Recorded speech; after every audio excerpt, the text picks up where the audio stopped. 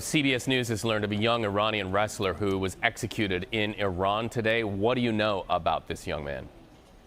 His name is Saleh Mohammadi. He's 19 years old. He was on the Iranian national wrestling team and a rising star. He was executed along with two other young men, and this happened at the Qom Central Prison.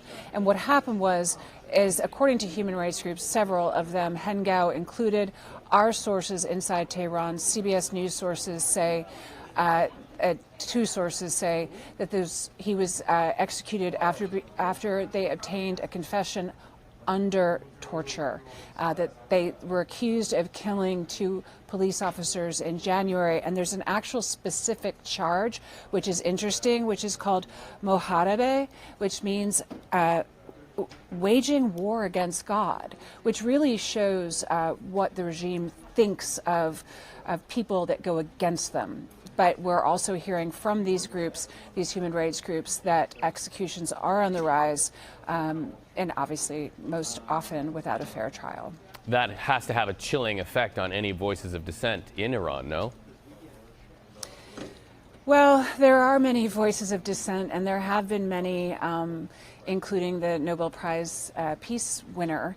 And there is a lot of crime and ability for Iranians not to really go out after 4 p.m.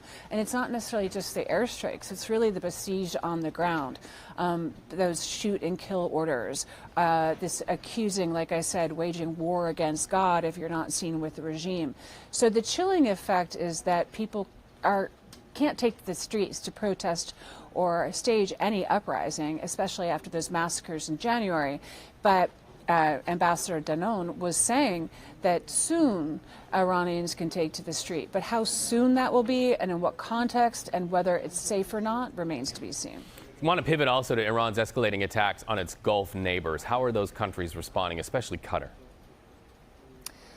Well, the Qatari Prime Minister did speak in a joint press conference with the Turkish Foreign Minister, and they are actually, saying and more outspoken than they ever have been against Iran, because they've always treated Iran neutrally, at least out in public, maybe not in private.